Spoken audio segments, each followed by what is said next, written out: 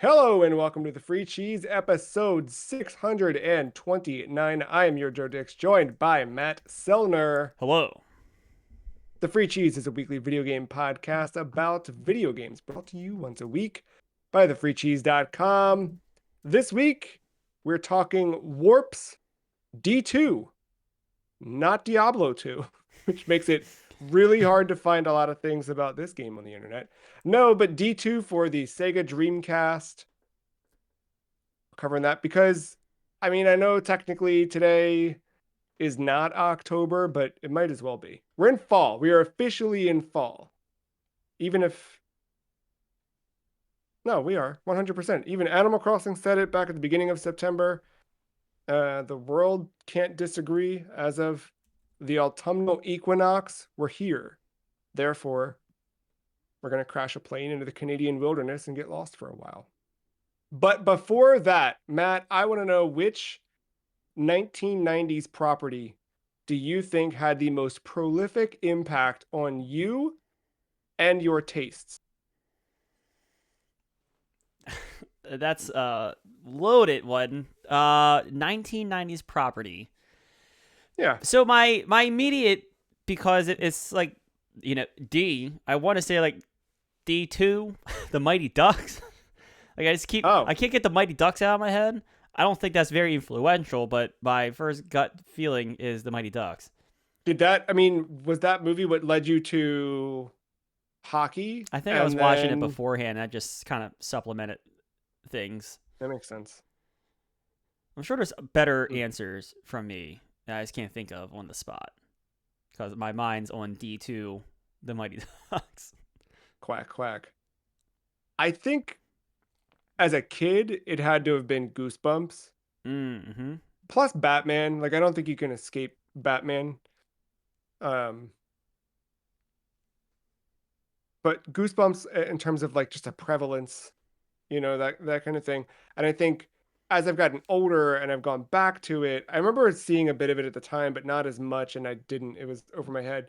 But I think looking back, I think the impact of X-Files on the culture and like the stuff that was born out of X-Files existing, I think that ended up influencing what I like and what I it influenced the people making stuff that I like, you know what I mean? Like within that realm as well.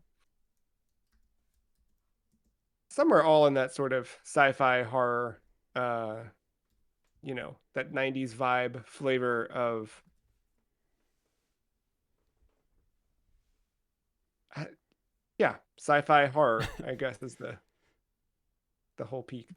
Um, I ask that because D2 is another game that seems highly influenced by Twin Peaks, and it seems like so many things drew influence from Twin Peaks. Um, and I've still not finished that entire show. Have you? I've never started it as much as I should watch it, and I know that. I've started it like 5 times. I've watched Firewalk with me, which spoils everything about Twin Peaks Okay. about the show. And if it, yeah, even if it doesn't, there's enough questions that are in there. No, it definitely spoils everything. But yeah, it fully. Um, but D2 right away, as soon as I started it, I felt like we're in Twin Peaks again, as with many things. D2, developed by Warp, published in North America by Sega for the Sega Dreamcast, first released in North America August 22nd in the year 2000. The back of the box is stacked, so stay tuned. A terrifying adventure unlike anything ever experienced. This terror-shrouded adventure takes you to a remote northern region of the Canadian mountains.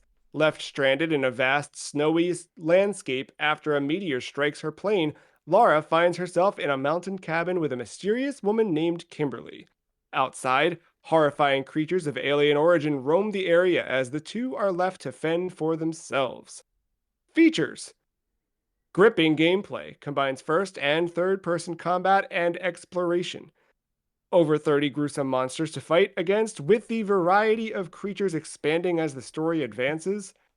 pilot snowmobiles, hunt for food, and capture photos as you freely move about this frightening world, and real time weather conditions recreate accurate snowfall, wind speeds, and sources of light and shade. really, they really leaned hard on the weather. They did. I didn't, I mean, it was in snowy at hindsight, times. yeah, yeah. It got dark too. There were definite, like, yeah, all right, but yeah. Um, D2 for the Dreamcast. I'm really excited to talk about this one because this is a game. I mean, this is such a unique video game. I Yes. think there's some comparisons you can make. I think obviously, like, you can see influences from other media like Twin Peaks and probably X Files to an extent. But yeah, there's just something about this that it's its own thing, and I'm really really stoked that we got to play it. You elected this for the list. What drew you to D2? I discovered this via YouTube channel, and yeah, it just looked like a weird game. Like, just one of those. With it being like a horror game, it seemed again exploring some different aspects of horror. Um, this kind of fits the survival horror bill, but it doesn't at the same time. Yeah. And just the unique way this handles itself, I thought was cool. And I picked this one because there was more gameplay elements as opposed to the first D, which is on Saturn. Yes. Yes. The from what I saw of D or know of D, it's more puzzle solving than it is action. This one's much more action oriented. I think it's like more like a move around the house adventure style game. That makes sense. Jumping back a bit, I want to talk about the key personnel on the game. So this was uh it's a Warp project, and Warp is founded by Kenji Eno, who directed this game and composed the music for it. Eno had worked in the video game industry in the 80s and had a company that he dissolved in 92 after just sort of kind of falling out of love with video games and moved on to work as a consultant in the automotive field. But it was Macworld 1994 and another local expo in Japan that kind of like stoked his excitement and passion for games again. So he forms Warp with a small team. Listen to the pedigree of this small team that he formed. It included Ichiro Itano, who was an animator on things like Mobile Suit Gundam, and he created Angel Cop. Takeshi Nozue, who made Final Fantasy VII Advent Children, Okay. and Fumito Ueda, who you might know from Eco and Shadow of the Colossus and everything else. Um, yeah, just a little tiny team. The game was also written by Yuji Sakamoto, whose name I didn't recognize at first, but when I looked at his writing credits, he wrote uh, recently, 2023, a movie called Monster, directed by Koreeda, which, if you've not seen Monster, it's a really, really good movie about a boy who just is a little misunderstood in school, and I don't know, it's good. Koreeda's always got this very human element, this ability to show you, I don't know, just like a weird dark side of humanity, but a real one in that kind of sense. And I didn't realize that those two had the same writer. Would not have guessed that at all. But a nice comparison. Um, yeah, D2 for me. When I first got a Dreamcast, I asked Ben what games do I need to play, and this was one of the ones that he recommended. And I don't know why I never got to it, but I didn't. And yeah, so when you added it to the list, which I'm thrilled about because we seem to keep kind of adding a couple Dreamcast games per season. So we're slowly filling out that catalog, you know? Um, and I was excited to play this one. yeah, I don't think I have much more setup, and we can dive into it. What did you expect? Well, you kind of knew a little bit from seeing it. Yeah, I stayed away from like story and character driven stuff. Like I didn't know how they ended up in the Canadian wilderness, which you find out on disc 4. Yes. Uh but I knew I knew the game was like a behind the back exploration until you got into battle. And then when you're in battle, you are frozen in fear. Is that how they describe it? I think it's in the manual. That makes sense. You are frozen in fear and must stand your ground, and it becomes an on rail shooter kind of deal. I found that Yeah. unique, and then I saw some of the nothing crazy got spoiled, but I did see some of the monster designs, and they looked weird enough.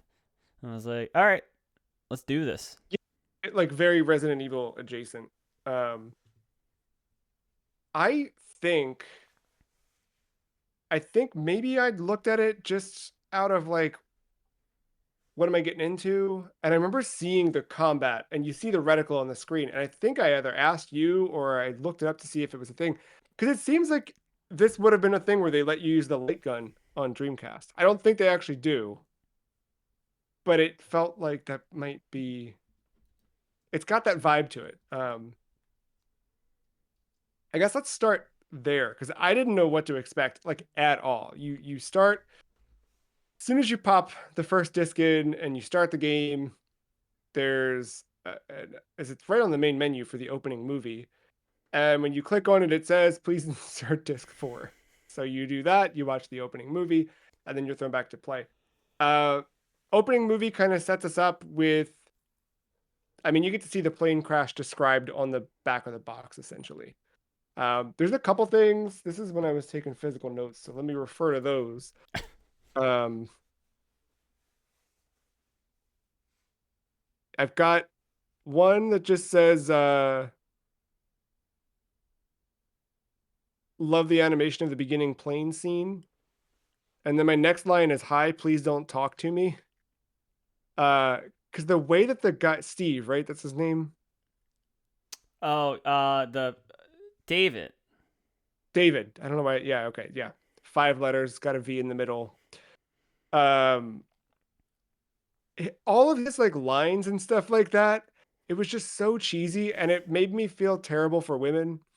Like, like they've just got to put up with so much and just so many creeps like trying their slick moves and just like ugh, god, awful. So yeah, hearing him I was just like this guy sucks.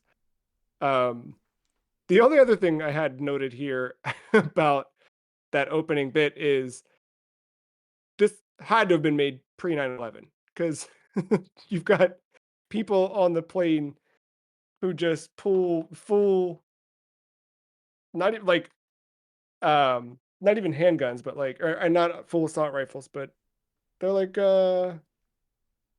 semi-automatic Yeah, little. well, Yeah. MP5s kind of deal. Yes, MP5, that's what I was looking for. Yeah, dude, like very pre 9/11 that they're able to just With R carry also that flying over on. Canada, so it could have been a Canadian airline. Canadian Who law knows? has different, yeah, that's true. Um Yeah, and then you jump back to disc 1, you wake up in the cabin, you meet Kimberly, and you start trekking out into the world. Um, and you kind of set it up at the beginning around sort of the different like viewpoints that you have. So I kind of want to start with that before we dive into the plot, just to set up sort of what you're doing in the game. So you generally know that you've got to walk somewhere. There's always like an objective of where you have to go. That all takes place third person, tank controls, not even tank controls because I don't think you can sidestep. No, it's like But straight and turn the yeah, camera. up is forward, whichever direction you're aiming, and then as you kind of tilt, you'll turn Lara, and she'll kind of go that way.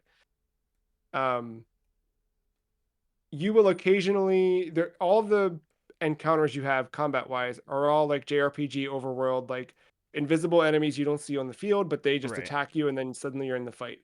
That switches to the what looks like you're doing a light gun thing, but in fact you're really just moving the analog stick or the D-pad works and then shooting. Um, Within that, I mean, generally those overworld fights are just like shoot the thing until it's dead. There's no, I guess some of those monsters with eyeballs, I feel like the eyeball was kind of the weak point. Or if they had like an eye sticking out of the side, but generally, like, I don't know, like the weird pterodactyl birds that come and attack you, I don't remember them having like a specific weak point. I just needed them to be gone and stop spitting acid at me. Um, yeah, I mean, that's kind of a good overview of combat. Separately, as you are in any of those views, whether you're running third person or you're in combat, you can hit the L and R buttons to pull up little menus in the bottom left and Little right of Metal the Gear screen. corners. Yes, little Metal Gear corners, as they call it, LMGCs. Um, and yeah, so the left one toggles between sort of like your items, like your Yeah. healing items, your portable barbecue, portable cooker, as you will, so you can cook your meat. Um, and then occasionally you'll get like some key items that are interacted with through there. Yeah. And then the right one pulls up your weapon Weapons. wheel, so to speak. And that one you can pull up and interact with like in the middle of combat if you want to swap out and use a shotgun instead of the standard semi-automatic. Um, the cooking, you might be wondering, how does that? What do you cook? Well, you cook what you hunt, obviously. So you have a hunting rifle as part of your arsenal, and you'll see like rabbits, caribou, moose. Birds also work. I don't know if you shot any birds. What am I missing? Might be it. Deer. Oh, I didn't say deer. Yeah. Okay. Yeah. Yeah. Yeah. Yeah. But yeah, so you do that. You have a hunting rifle with a scope that you can look Oh down. God. Um, but there's no like I thought that as you'd level up, you'd end up like getting steadier aim, but you just don't. Like you have the worst. It's weird because in the regular combat, your aim is not that bad. Yeah. Like Because you're for her to frozen be in like fear. frozen by fear, sure, yeah, she's got steady hands. But when you're trying to hunt a gigantic moose that's standing beside you, it's just all over the place. Um, so you collect. I really like that system. Like you shoot whatever you want to. You're hunting, and automatically you just pick up the meat, just as you got plus X amount of meat, depending on how big the animal was.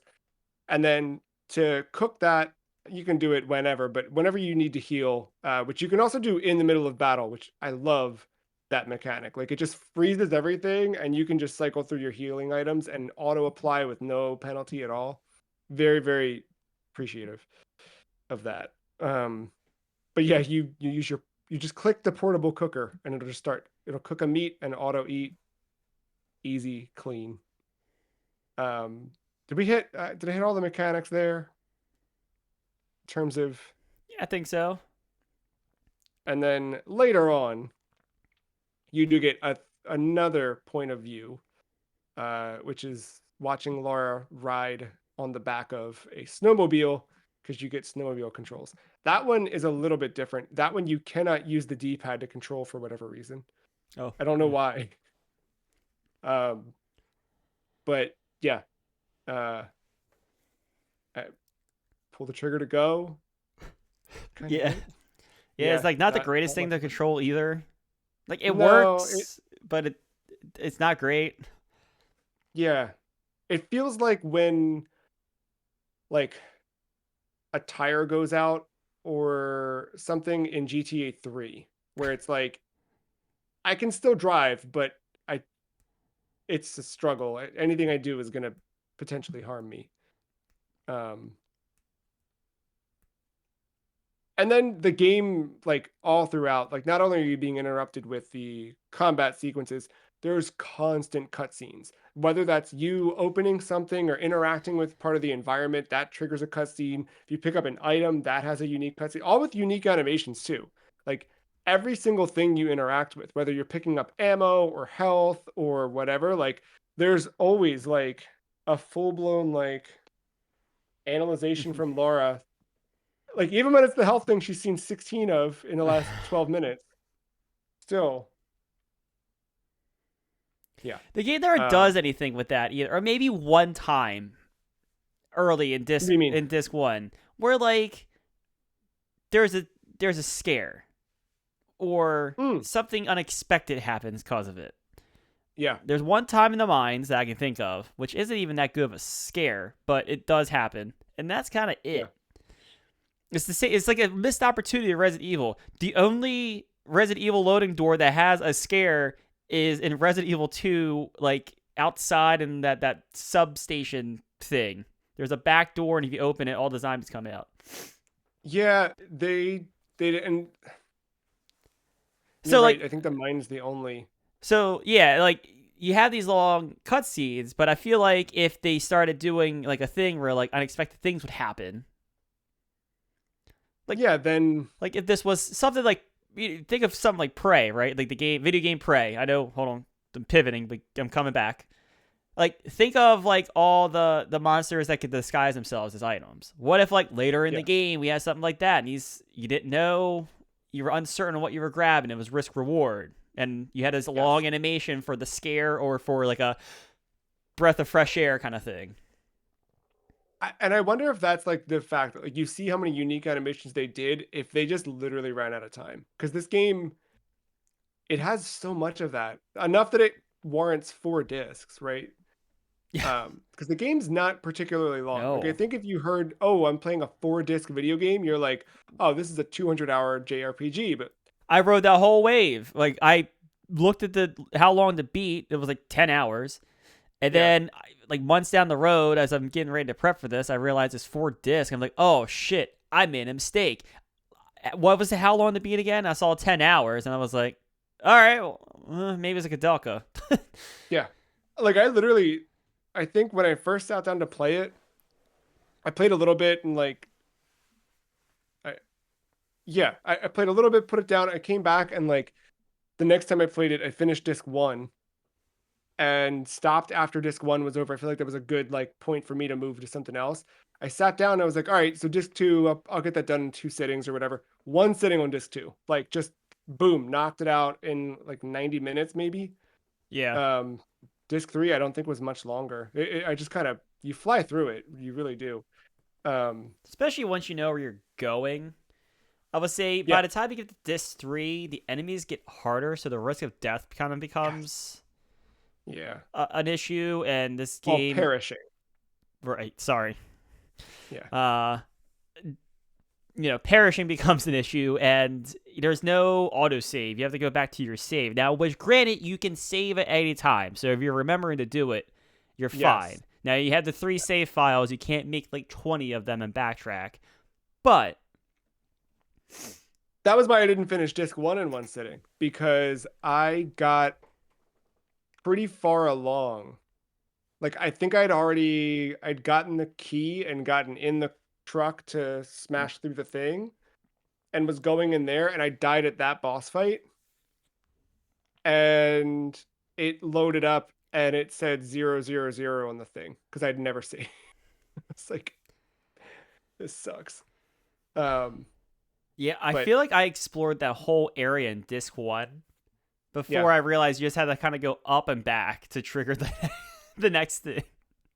I had no clue. I had to look that up because I literally went all the way. I went everywhere, dude. I went in and out of every building I could get in and out of. I got up to that truck. I sat in the truck. I Yes, went through the I glove tried it. box. I did all of it. Clearly Yes. knew I needed the key before the game told me I Yeah, yeah. needed it. Like video games tell you, like at this point, like I know what I have to do here. I Also, need a key. when you finally trigger that second cutscene to get things moving, Kimberly's like, "Oh, you don't want to go by the plane. It's horrific in there." It's like, bitch, I've already been in there. I'd already been in and out of there. I've I been in there hunted 3 times so many trying to figure out moose what the fuck to around get. there. Yeah, like I'd walked all the way up to the edges of it. I got stuck for a minute in something, and I thought I'd have to like reset the game. Yeah, There's 7 dead rabbits in that area all by my hand. yes, dude.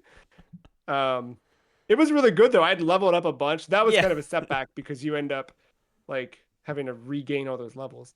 Um, let's talk about leveling while we're there. I really like. This should be a quick conversation. Well, you're right. But there's some things I like about this.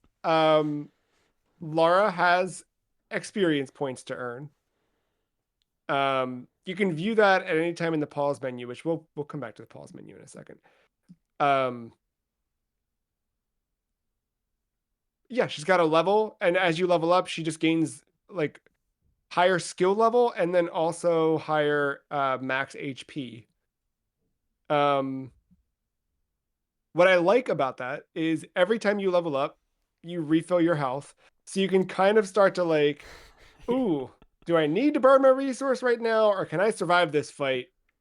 Sometimes the answer is I should have just used it.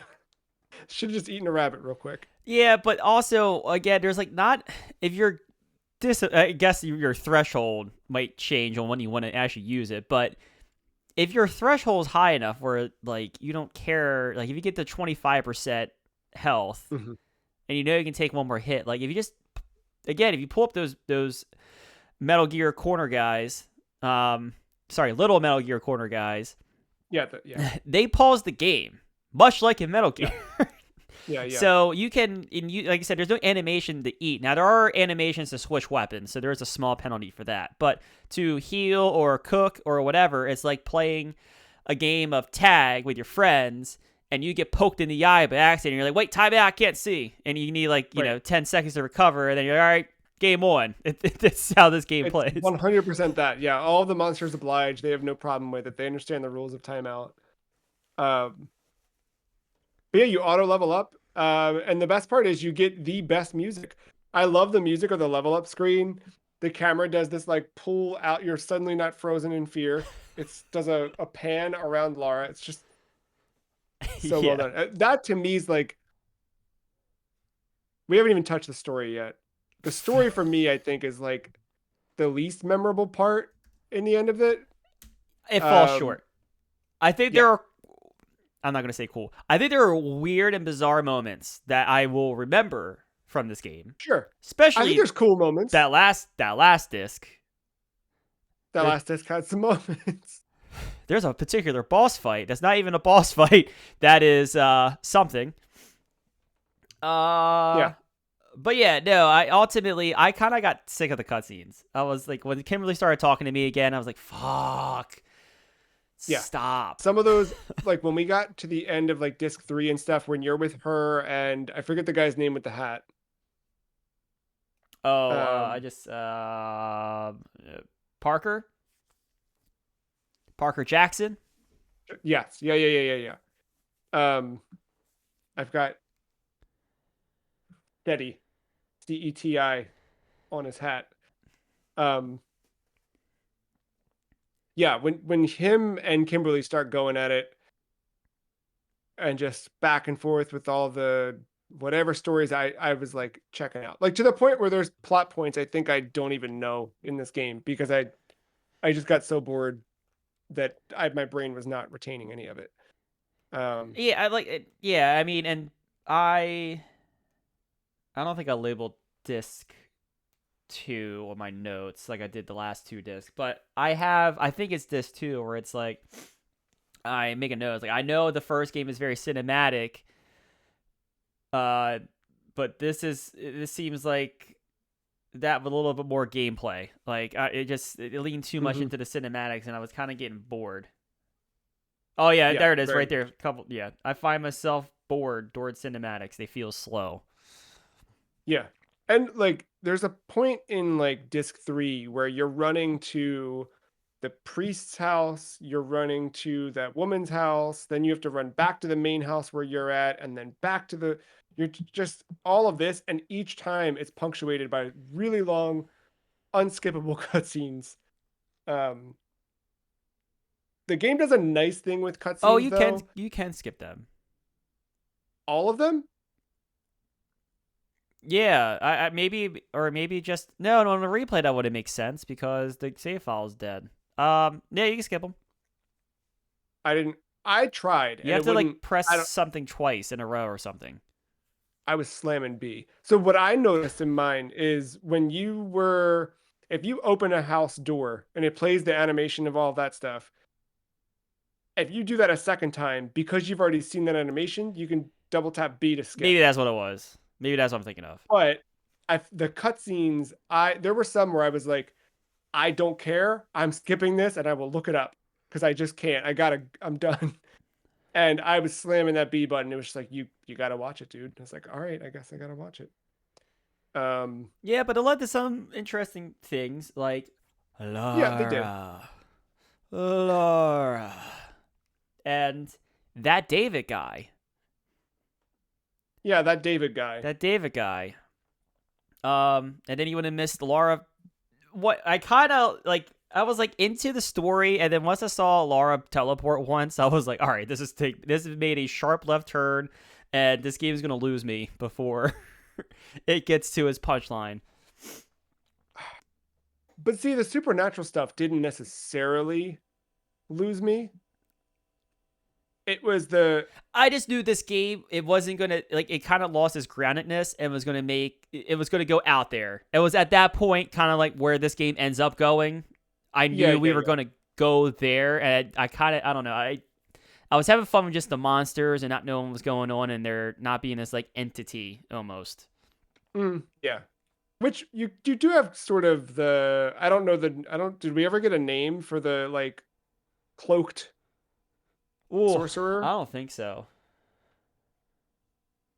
I don't think so either. But like you see enough of the sort I'm just gonna say sorcerer. You see enough of them throughout the game that like there's some sort of weird witchy haunted cult stuff or Yeah. something going on. And like this like cosmic intervention stuff and whatnot. There's something going on. Um I said we'd come back to the pause menu, so I'm gonna come back to the pause menu real quick. Pause it up. Uh, whereas the what do you call it? The manual calls it the status screen. Um, so well organized. Like I love this. As soon as you hit pause, you're brought up to the status screen. You see Laura's status in the top right, and then along the left hand side, you can choose between the map, your inventory, your weapons, the archive, photo and hunting, and then save and load. Matt already pointed out you can just save at any time, which is great. You don't have to be in somewhere. You don't have to be safe. You don't. Well, you can't be in the middle of a fight, I suppose. But Yeah. like it's not like you have to be in a specific area or anything like that. You're just hit start, save. Um, the photo and hunting section, I I looked at it a couple of times just to see like, oh yeah, how many things have I killed at this point?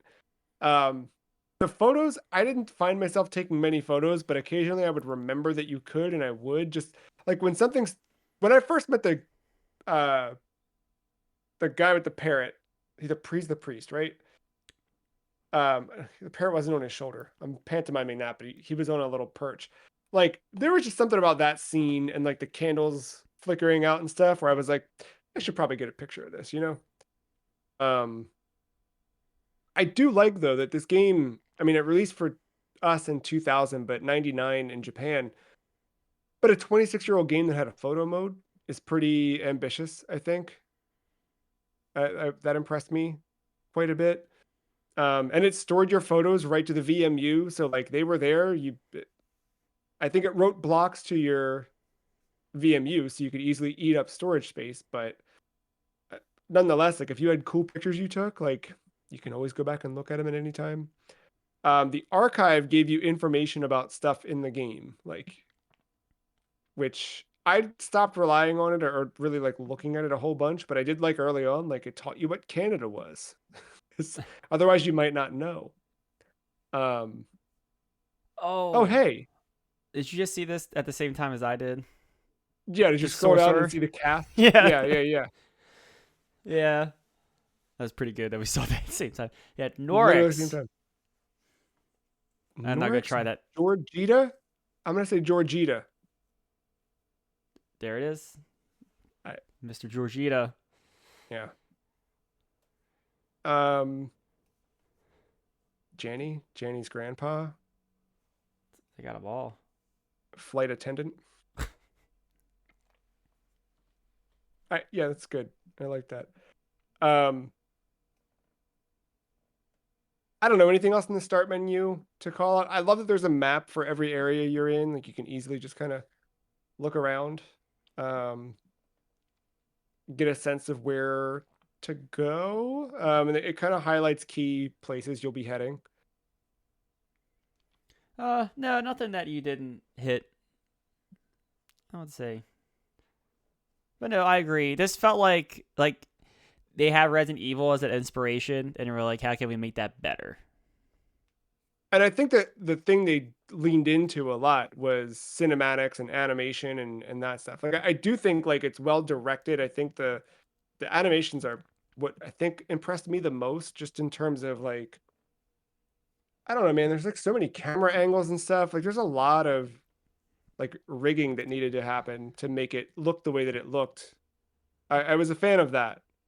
Um, I do agree. I think you said something along the lines of what I have in my review, which is that um, by the end of the story, I feel like you run out of new mechanics to explore, and you're just kind of doing the same stuff over and over again. And then because the story starts to drag, it just feels like it's outstayed its welcome a bit, which I still liked it. Still had a good time with it. Yeah. Um, what do we want to hit on plot? Because I don't want to like spoil. I mean, I assume if you're listening to an episode about D2, the video game, you've played it, but Um,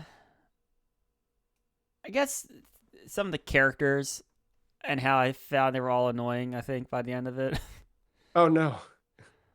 Oh, Kimberly, they try to give a reason for her being how she is. I don't buy it. the drugs or Yeah, and or the yeah, slash the withdrawals. yeah, that's weird. Do we know why she was cloned? Okay, Sorry. no, no is the Okay. answer. I found that part interesting though, because I again going into the mimic thing was like, who do we trust? Yes, for sure, Is for David sure. a clone? Was David that guy? Sorry, that guy David. Was he a I that clone? guy David. I trusted nobody after that. Like once we saw Yeah, that, I was like, all right, I don't believe anything. and to do nothing Um, with it. but then yeah, it didn't pay off. Like there were a lot of things like that. A lot of elements of the story in this were just sort of like, oh, is this where they're? And it just didn't go anywhere. Which I think there's a way to do that effectively and make it something where you walk out of it and you're like still wondering about this thing or an aspect of a character. But this, it was just sort of like a lot of pieces introduced, but not really followed up on. Um, yeah. Any particular fights? I like some of the main boss fights throughout, like Jenny's grandpa or the flight attendant. All of those end up being sort of similar in a way. Like there's not much to it. Um, I struggled with the piano dude's mom. I kind of had to look up. she was I kind of had to look up like how do what are you? her weak points? Yeah, Yeah, you got to hit the tentacles first and then shoot yeah. her It is in a war. I was trying to sprint it when it was more of a just marathon. endurance. Yeah, But like, and so many of those though are just like it's a lot of just like shoot and wait and shoot and is the bar going down? No, not really. Kind of yeah. okay. Um, did you have a favorite boss fight? Because I definitely do. I, nah, favorite. Nothing's coming to mind. Go ahead. Lara's mom. Oh, okay, sure. That's I still don't consider that a boss fight, but yeah, that's what I mentioned earlier. Yeah, yeah. That Um, one. we're dancing around it, and it's even I think harder to tell in the audio format of this, but there's an interesting environment Mm-hmm. for that encounter. There sure is. Um, there is a character moment in disc 4 that I was like, holy shit, that's awesome. And it involves melting.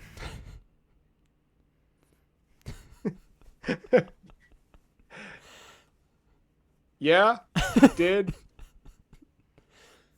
That was like one cutscene where I was like, oh god, here we go again. I was like, whoa, I was Yeah. like, whoa, holy Yeah. shit. What are we doing here? Um, yeah, I wasn't expecting that. I will say most of the stuff that happens in this game I was not expecting at all. But yeah, that especially not really. I did really like the final encounter and like Yeah, that was conceptually. interesting. Yeah, it reminded me of Earthbound in the like kind of really breaking the fourth wall and yeah, doing things with the player. I think that was cool. Um, what do you take of the epilogue? The sort of flashback or what? I don't know what it. That guy David. That guy David. Yeah, it wrapped it up, I guess. Sure.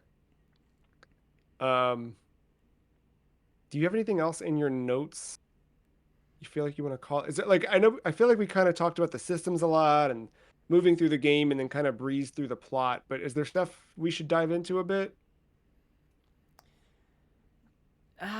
We kind of hit all my main points in my notes. Um, I have a question here. Why are there dinosaurs? Is that a Destiny's Child reference? Um, I do have another note that we didn't talk about. Um, it's weird that Laura does not talk at all when there's so many cutscenes in the game and so many cutscenes involving people asking her direct questions to her face, and then randomly she does talk once and then never again for the rest of the game. Don't get it. So weird. yeah, that was a weird choice. Yeah, bizarre. Um, what else do we have here? I don't remember when this happened, but I just have a note that says Stonehenge. Really, don't There's remember a well, you also get a lot of the like weird FMV like stuff just injected. flashbacks. Yeah. Yeah.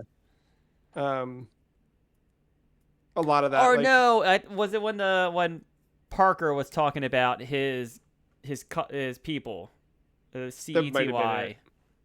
That might have been it. Cuz yeah, there were a lot of I don't know, it reminded all of those scenes reminded me of like those exhibits when you go to a museum and they're like playing a movie and you're like, "Oh, what's this all about?" And you sit down for like 2 minutes and you're like, "Okay, I'm going to keep going." Just gonna read. Stick to Yeah. reading. Look at the wall. The movies at a museum not for me. Um, I guess my last little shout out was I liked having the compass on the VMU. It was a nice touch, but no. I have some quotes also, I suppose. It's Linda. Do you want to take some? What was that? I wonder if that's a symbol of the stewardess's hopes to fly. Don't know. These are written in quotation marks, so I'm assuming these are spoken lines from the game. Um, yeah, I like the music a lot. I think the music was really fun or really well done. Some really good like it just hit in good ways. Um, and then my final question I had written down was, does Parasite Eve need to be higher on the list than it is? Because I feel like Yeah. Parasite Eve's the thing that like really drives, I think, our fascination with games like this. But we've got it like it keeps getting pushed down. Like I Yeah, I feel like know. Parasite Eve's in a need of a re-rank. Metal Gear Solid 2. Yeah, yeah. It's the way this thing Uh, shakes out. what can you do? The way that things shake out is we rank video games on a list that we call the list, which you can view at thefreecheese.com/the list. Or if you're watching the video version, you can just keep watching because it's coming to the screen right now. Um, I gotta pull it up. I've got my number written, but obviously I need a visual reference. Yeah, I've corrected my mistakes of yesteryear, the last time we ranked. Oh. Yeah, I did remember I didn't have a Togi ranked before going to the episode. Oh shoot. Got it. Got it. Got it. Uh, Um. I guess with that being said, since obviously you went first last time, uh, Yeah. throwing it out there, new 87 between Snatcher and Cosmology. Ooh. All right. We have a vast difference. Oh, okay, I had it at 52. okay. Below Other M and above Return to Castle Wolfenstein. But so here's the weird thing that I noticed. For me, I already had the top of the list pulled up, so I just kept falling and then kind of stopped somewhere. I feel like you did what we normally do. Which I normally do. I like open the list wherever it was, and I'm like, nah, and I move around, which probably is the more accurate way to rank D2. Because I think 52 is a little generous on where the I think story and the presentation of the story goes. Like I just like in the group there, like I think Dino Crisis 2 is a better game. I like Kudelka better than this. Yeah, yeah, yeah, Even going down, I like for Deadly Premonition's faults, I still think that's the tighter package to this game. yeah, and the better Twin Peaks inspired video game. um, yeah, I mean, I kind of keep coming down, and then of course there's Metal Gear Solid 2 there, and it's kind of That's what I'm laughing at. Like, why is Metal Gear Solid 2 at 66 now? Man. I will say the first place I had this before I fell again, I had it between Bully and Demi Kids at 78. Mm. And I think the thing that made me drop it was Snatcher. But I do like this better than the majority of the games getting to Snatcher. Yeah, I agree. I don't know. I like Bomberman better than this. I like Sonic Spinball better than this. Maybe. Sonic Spinball outstays its welcome too. Stages get less fun, I feel. Outrun is solid. I think Outrun's better than this. I would agree with that. Super Mario Kart's better than this. Jet Grind is probably better than this. Windjammer's just I'm with you, dude. Um Snatcher is better than D2. Is this better than Cosmology of Kyoto? I think so, just from the gameplay perspective, but Cosmology is just so weird at the same time. Yeah. I'm good right there. Let's go right there. Yeah, Is that because where you I had it like, originally? yeah, Yeah. That's a good place for it. because yeah, just going down, I think we finally start to turn a corner. Like, Yeah. I like this better than Zillion. Endless Ocean, I haven't even thoughts about. Yeah. Yeah. I'm good with it. D2, the new 87. It's good. You should play it. Yeah, it's definitely a different game. It's definitely a different Yeah. game. I think we were kind of maybe more negative than we should have been on the story, but I can't speak to the how good the some of those moments are really good. Yeah, and I think like we were negative because it just sort of like didn't. But Yeah. like throughout the game, there were enough things introduced where I'm like, oh, that's interesting. Oh, Oh, that's interesting. one thing I didn't make note of, but in hindsight, I wish I would have. This might I don't want to dive back into it, but the weird dungeon crawler at the end of disc 1 to never see it again. Yes. Yeah, you like so many weird. There's a lot. I mean, for as many like animation frames that are just like injected once and never again, that was another one gameplay wise. The other piece we didn't really talk about was like the item gathering and interaction and stuff like that. Like you do have to go find things like key items. I do like the I both written and in my notes I've got different passwords written down of like Yeah. things you've got to type into keypads. I liked those elements. I didn't love a lot of the.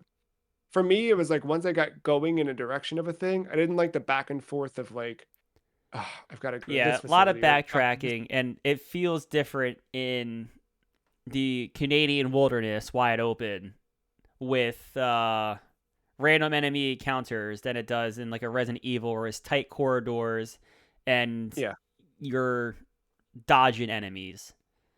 yeah. Because in this, like when you're on a snowmobile and you're like zipping through to be like, Just I dead stop. to all of a sudden like dead stop to be thrown off of the snowmobile. Like, why wouldn't she just keep? Frozen in I mean, fear. whatever. Frozen in It's fear you so can much just she has to hop off and stand still. good point. Yeah, the snowmobile is impacted by the fear as well. Forgot about that. But yeah, I liked D2. I think people should play D2. Um, I agree. I agree. yeah, my score is good. My average after everything all said and done, 7.9. I'm probably right around you, honestly. Like I don't think it's bad at all.